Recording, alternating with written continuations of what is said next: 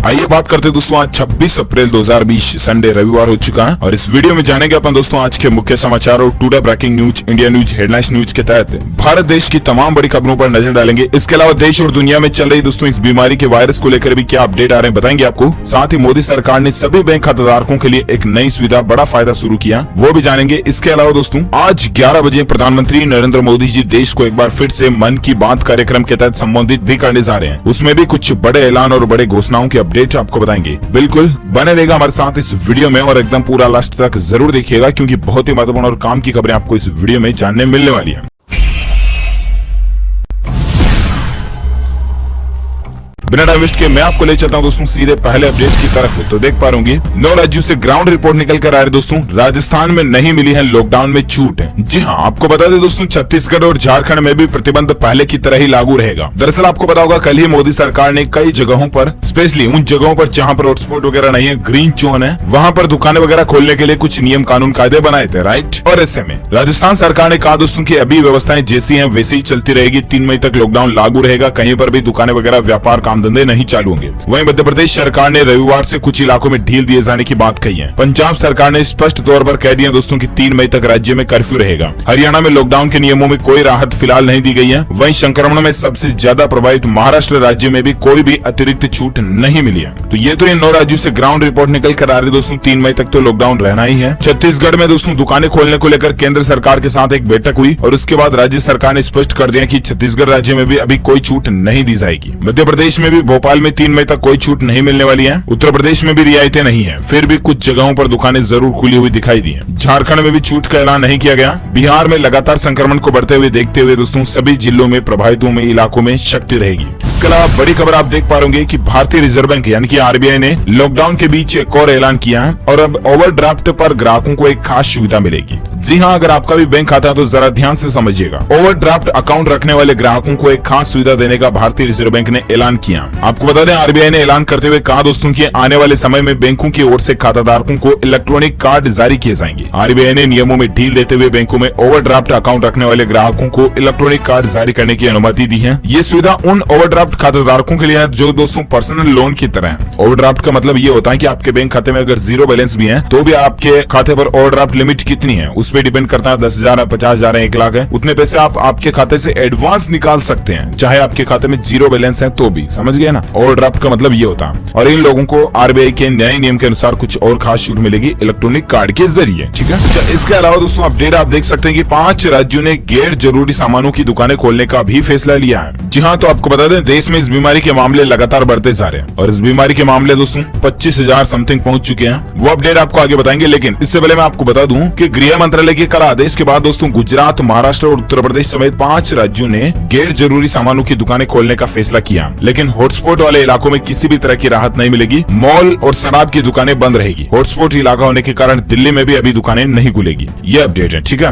चलिए अगला अपडेट आ रहा दोस्तों कि दिल्ली में लॉकडाउन के बीच गुजरा रोजा का पहला दिन। बंद रही मस्जिदें और बाजार भी सुनसान नजर आए। आपको पता होगा दोस्तों रमजान शुरू हो चुका और रमजान के महीने का पहला दिन, पहला रोजा जो कहते हैं वो बीत चुका। इस दौरान अधिकतर बाजारों और मस्जिदों में सन्नाटा पसरा हुआ दिखाई दिया, जो कि इससे पहले रमजान के दौरान पहले कभी नहीं देखा गया। लॉकडाउन के चलते लोग घरों में रहे और आसपास की ज्यादातर दुकानें भी बंद रही। मस्जिदों समेत धार्मिक स्थल लगभग 1 महीने से बंद हैं। धर्म गुरुओं ने भी घरों में रहने और मेल जोल से दूरी बनाए रखने की सलाह दी है। ऐसे में लोग न तो नमाज और न ही इफ्तार के लिए एक साथ जमा हो सके। तो ये रहा कुछ दिल्ली में दोस्तों रमजान का पहला दिन। इसकी कुछ तस्वीरें भी आप स्क्रीन पर देख सकते हैं, कितना सन्नाटा पसरा हुआ दिखाई दे रहा। साथ ही अगला अपडेट आ रहा कि जूम को टक्कर देगा व्हाट्सएप। अगले हफ्ते लॉन्च होगा एक खास फीचर। जी हाँ, व्हाट्सएप सोशल मीडिया एप्लीकेशन जो है, चैटिंग वगैरह हम जिससे करते हैं, उसमें दोस्तों आपको अगले सप्ताह एक खास फीचर मिलने जा रहा है। और पता है क्या वो है दोस्तों की फेसबुक ने शनिवार को घोषणा करते हुए कहा है दोस्तों की व्हाट्सएप पर जल्द ही एक साथ 8 लोगों से आप वीडियो और वॉइस कॉल करने की सुविधा शुरू हो जाएगी और आप इसका फायदा उठा पाएंगे एंड्रॉइड और iOS दोनों के लिए। पहली बात तो ये, ठीक है। दूसरी बात ये दोस्तों कि इसके साथ ही फेसबुक ने मैसेंजर में रूम फीचर जारी कर दिया, जिसकी मदद से एक साथ 50 लोग वीडियो कॉलिंग कर सकते हैं। और खास बात यह है कि Facebook messenger room video calling में वे लोग भी शामिल हो सकते हैं जो कि फेसबुक का इस्तेमाल भी नहीं करते हैं। मैसेंजर रूम में कॉलिंग में शामिल होने के लिए एक इनवाइट लिंक की जरूरत पड़ेगी। फेसबुक ने मैसेंजर में room feature zoom video conferencing app के मुकाबले के लिए जारी किया।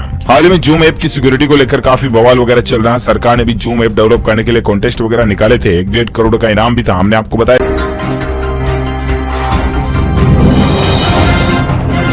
और साथ ही अगला अपडेट आ रहा है मौसम समाचार को लेकर बड़ी खबर आप देख सकते हैं दोस्तों कि आज फिर बदलेगा मौसम, देश के इन इलाकों में आएगी आंधी और गिरेगा पानी। जी हाँ, आपको बता दें दोस्तों, भारतीय मौसम विज्ञान विभाग की चेतावनी के अनुसार अगले 24 घंटों के दौरान हिमाचल प्रदेश, उत्तराखंड, पश्चिम उत्तर प्रदेश, मध्य प्रदेश, आंध्र प्रदेश, तमिलनाडु और हरियाणा में बारिश हो सकती है। 24 घंटों के दौरान उत्तरी और पश्चिम राजस्थान के कुछ हिस्सों में धूल भरी आंधी के साथ हल्की बारिश के आसार भी बन रहे हैं। वहीं स्काईमेट वेदर की रिपोर्ट के मुताबिक 24 घंटों के दौरान पश्चिम बंगाल, सिक्किम, छत्तीसगढ़, तेलंगाना, केरल, दक्षिण आंतरिक और दक्षिण तटीय कर्नाटक के कुछ हिस्सों में भी हल्की बारिश हो सकती है। वहीं अगले 24 घंटों में पश्चिम बंगाल, उत्तरी उड़ीसा, मणिपुर, मिजोरम, त्रिपुरा के कुछ हिस्सों में भी बारिश होने के आसार है। राजस्थान में भी कल कई जगहों पर आंधी तूफान जैसी हालात और बारिश की घटनाएं देखने को मिली। तो ये दोस्तों अगले 24 घंटों के दौरान का संपूर्ण भारत का मौसम पूर्वानुमान रहा। चलिए साथ ही अगली खबर आ रही दोस्तों की पीएम मोदी ने डाकियों की तारीफ, बोले की कठिन परिस्थितियों में कर रहे हैं काम। जहाँ पोस्टमैन जो है ना हमारे देश के, उनकी तारीफ की है। और पीएम मोदी ने कहा दोस्तों की देश में इस बीमारी से लड़ने में केंद्र और सभी राज्य सरकारें तो मिलकर काम कर रही है। इसके अलावा भी हमारे देश के जो योद्धा पोस्टमैन है, डाकिया है, वो भी अपनी जिम्मेदारी और फर्ज निभा रहे हैं। इसके लिए बहुत बहुत शुक्रिया उनका, ये कहना है पीएम मोदी जी का। साथ ही अगला अपडेट आ रहा है दोस्तों कि ब्रिटिश एजेंसी ने भी पीएम मोदी के काम को सराहा है और उन्होंने दोस्तों दुनिया का दूसरा सबसे लोकप्रिय नेता भी पीएम मोदी जी को ही बताया है। यू गवर्नमेंट नाम की इस पोलिंग एजेंसी ने कहा कि वियतनाम के राष्ट्रपति गुयेन फू त्रोंग के बाद भारत के प्रधानमंत्री नरेंद्र मोदी जो है इस बीमारी से निपटने के लिए दुनिया के दूसरे सबसे लोकप्रिय नेता बन चुके हैं। अच्छी बात है, ये हम सभी भारतीयों के लिए गौरव की बात है दोस्तों कि आखिर पीएम मोदी का ओहदा पूरी दुनिया भर में उस लेवल पर है कि दुनिया की इतनी जितने भी सैकड़ों देश है ना, उन सब में भारत की वैल्यू क्या है, क्या भारत की रैंक क्या है, जरा सोचिए। और ये रैंक बनाने, भारत का गौरव बनाने के पीछे सरकार का ही हाथ होता। और वाकई में मोदी सरकार ने जो भारत को दुनिया की नजरों में ऊंचाई की बुलंदियों पर पहुंचाया, उसके लिए हम सभी भारतीयों के लिए बड़े ही गौरव की बात है। ऐसे में दोस्तों एक सच्चे भारतीय नागरिक और हिंदुस्तानी होने के नाते इसी वीडियो पर एक लाइक तो जरूर बनता है। अभी का अभी दिल से लाइक कर दीजिए फटाफट से, क्योंकि लाइक करने से हमारा मोटिवेशन भी बढ़ता है और हम आपको और भी अच्छी काम की खबरें रोजाना देते रहेंगे। चलिए लाइक कर दिया तो अपन आगे बढ़ते हैं दोस्तों फटाफट से अगले अपडेट्स में। अगला अपडेट आप देख सकते हैं कि रविवार को मन की बात में प्रधानमंत्री मोदी फिर से मांग सकते हैं लॉकडाउन पर जनता का सहयोग। देखते हैं दोस्तों आज आखिर 11 बजे सुबह पीएम मोदी जी मन की बात कार्यक्रम शुरू करने जा रहे हैं और इस कार्यक्रम में क्या बातें होती है पाएंगे कि टीवी, फ्रिज, मोबाइल जैसी चीजों की क्या अब ऑनलाइन हो सकती है खरीदारी। इसको लेकर सरकार ने क्या आदेश दिया, तो मैं आपको बता दूं सरकार ने इसको लेकर एक नई गाइडलाइन भी जारी की है। जैसा कि मैंने आपको बताया था कि दोस्तों अभी भी ई कॉमर्स कंपनियां जो है ना वो सिर्फ जरूरी प्रोडक्ट ही बेच पाएंगी। गृह मंत्रालय की तरफ से एक नया आदेश जारी किया गया, यानी कि स्नैपडील, फ्लिपकार्ट, अमेजोन वगैरह जो है ना, ये अभी भी दोस्तों एसी, फ्रिज, कूलर वगैरह, मोबाइल फोन इस तरह के फालतू आइटम नहीं बेच पाएंगी, बल्कि सिर्फ जरूरी सामान जैसे कि ग्रोसरी वगैरह के सामान हो गए, घर के अंदर काम में आने वाले जो सामान है वही आइटम्स बेच पाएंगी। चलिए साथ ही अगला अपडेट देख सकते हैं कि रिसर्च सर्वे में बात का पता चला दोस्तों कि सुंदर पिचाई को 2019 में मिली विश्व में सबसे ज्यादा सैलरी, कॉम्पेंसेशन में 2000 करोड़ रुपए। जहाँ गूगल के सीईओ जो है ना सुंदर पिचाई, सबसे अच्छी बात है कि हमारे भारत के हैं, इसलिए हम सभी के लिए गौरव की बात है। और इन सुंदर पिचाई को दोस्तों 2019 साल की सबसे ज्यादा सैलरी मिली है। इस दुनिया में कोई भी ऐसा सेक्टर नहीं, कोई भी कंपनी की ऐसी पोस्ट नहीं, सीईओ, एमडी, मास्टर वगैरह जितने भी हैं उनकी सबकी सैलरी कम है के बजाय सुंदर पिचाई। चलिए साथ ही अगला अपडेट आ रहा दोस्तों कि लॉकडाउन को 1 महीना पूरा हो चुका और 25 मार्च को दोस्तों देश में जो इस बीमारी के मरीजों के लिए सिर्फ 70 अस्पताल थे, आज 900 से ज्यादा है, जबकि वेंटिलेटर्स की संख्या भी पहले 14,000 थी जो बढ़कर 50,000 पहुंच चुकी है। यानी कि भारत ने 1 महीने में कितनी अच्छी प्रोग्रेस की और कितनी अच्छी व्यवस्थाएं बनाई, इसका अंदाजा आप अच्छे से लगा सकते हैं। लॉकडाउन के 1 महीने के अंदर सरकार ने जो मेडिकल इंफ्रास्ट्रक्चर बढ़ाया वो काफी अच्छा रहा, लेकिन दोस्तों फिर भी जरूरतों के हिसाब से देखा जाए तो ये अभी भी बहुत कम है, क्योंकि 1 महीने में इसकी टेस्टिंग में 10 गुना का ज्यादा इजाफा हुआ। पहले 3 से 4,000 लोगों की टेस्टिंग होती थी, अब रोज 35,000 लोगों की टेस्टिंग हो रही है। बस दोस्तों आप अपने फर्ज को निभाते रहिए और सरकार के दिशा निर्देशों अनुसार लॉकडाउन का पूरा जरूर पालन करते रहिए, वो भी ईमानदारी से, ठीक है।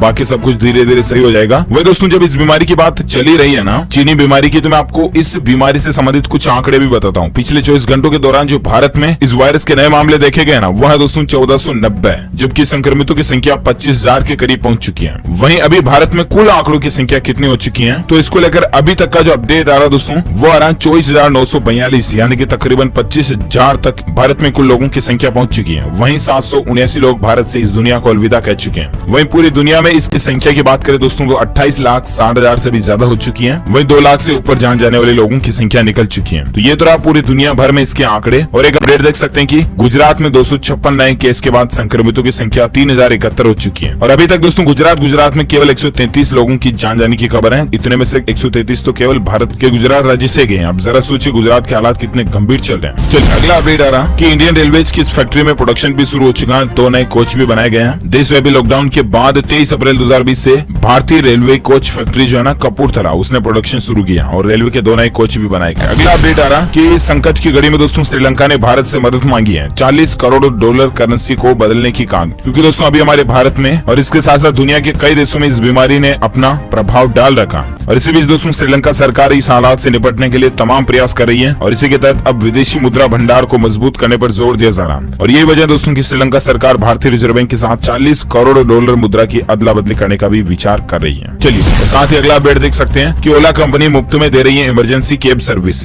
दिल्ली सरकार ने ओला कंपनी के साथ एक साझेदारी पार्टनरशिप की है और इसके लिए आपको क्या काम करना पड़ेगा। तो दरअसल बात कुछ यूं दोस्तों की, देश की प्रमुख कैब सर्विस कंपनी ओला ने आज घोषणा की है कि वो दिल्ली राज्य सरकार के साथ एक साझेदारी के तहत आम नागरिकों को मेडिकल सर्विसेज के लिए फ्री में कैब सुविधाएं उपलब्ध करवाएगी। यानी कि अगर आपको हॉस्पिटल वगैरह जाना है तो आप ओला कैब मंगवा सकते हैं और वो भी बिल्कुल फ्री में दिल्ली के अंदर, है ना। चलिए साथ ही अगला अपडेट देख सकते हैं कि Punjab national bank, oriental bank of commerce और यूनाइटेड बैंक ग्राहकों के लिए एक बड़ी खबर आ रही है। पैसों के लेन देन से जुड़ी सर्विसेज में कुछ बदलाव होंगे। तो दरअसल बात कुछ यूं है कि आपको पता होगा कि अप्रैल के महीने से इन दोनों बैंकों का विलय हो चुका है, राइट। और इसमें विलय होने के बाद आपके मन में क्या सवाल हो सकते हैं, उसके जवाब ऑफिशियली बैंक ने शेयर किए। पहला देख सकते हैं कि ग्राहक के तौर पर इस विलय का असर क्या होगा। तो आपका कुछ भी असर नहीं होगा दोस्तों, नुकसान कुछ भी होने वाला नहीं है। जो कोई भी बदलाव होगा बैंक आपको बहुत जल्द नोटिस दे देगा और फोन नंबर वगैरह इसी के आधार पर बदलाव होगा। अच्छा, इसके अलावा दोस्तों क्या ओबीसी और यूबीआई की बैंक ब्रांच बंद हो जाएगी ये अगर पीएनबी में मर्ज होंगी? तो ऐसा नहीं होगा। इन बैंकों के लोगो और पोस्टर को हटा दिए जाएंगे और वहां पर पीएनबी का पोस्टर लगा दिया जाएगा। लेकिन इन द फ्यूचर में अगर जरूरत महसूस हुई तो ही बैंक ब्रांचों को बंद किया जाएगा, बाकी जुड़ी रहेंगी, ठीक है। इसके अलावा वापस आपको केवाईसी अपडेट करवाने की जरूरत नहीं है। इसके अलावा अभी तक तो आपके दोस्तों bank account number, IFSC code, MICR वगैरह सब कुछ वैलिड रहेंगे। इनमें फिलहाल कोई बदलाव नहीं किया जाएगा। तो ये दोस्तों पीएनबी वगैरह और इन विलय के बैंक ग्राहकों के लिए अपडेट है। और साथ ही अगला अपडेट आ रहा है कि लॉकडाउन में बैंक की लंबी लाइन से भी आपको छुटकारा मिल जाएगा। ऐसे बुक करें अपना टाइम स्लॉट और यहाँ इस तरह की नई सर्विस शुरू भी हो चुकी है। जी हाँ, तो आपको बता दें दोस्तों ये जो नई सर्विस शुरू की है ये हरियाणा राज्य सरकार ने की है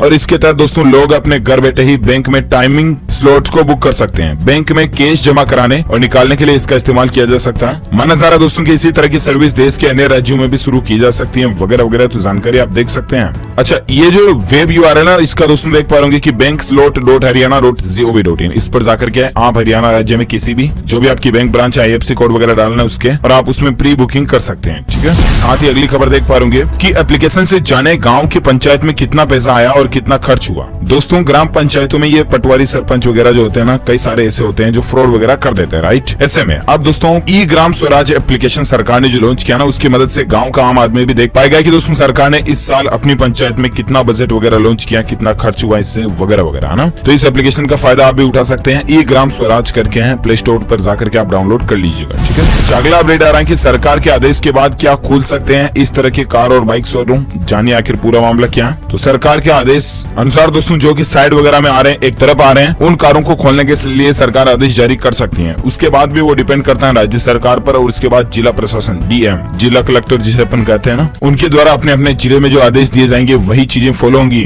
ओके दोस्तों, तो इसी के साथ ही आज की बड़ी खबरें, मुख्य समाचार, टुडे ब्रेकिंग न्यूज का वीडियो यही फिनिश होता है। और हाँ, साथ ही आप मुझे नीचे कमेंट करके जरूर बताना दोस्तों की लॉकडाउन को आज अभी इस समय तक कुल कितने दिन हो चुके हैं, लॉकडाउन के कुल कितने दिन बीत चुके हैं। और साथ ही अगर आपको वीडियो अच्छा लगा तो इसे लाइक कीजिए, दिल से शेयर भी करना अपने दोस्तों के साथ फेसबुक और व्हाट्सएप पर। और अगर आप पहली बार आए हैं ना तो चैनल को सब्सक्राइब करके बेल आइकन भी जरूर दबा देना ताकि आपको रोजाना के ताजा अपडेट्स तुरंत मिलते रहेंगे। Thank you, take care, good bye, जय हिंद, जय भारत, वंदे मातरम।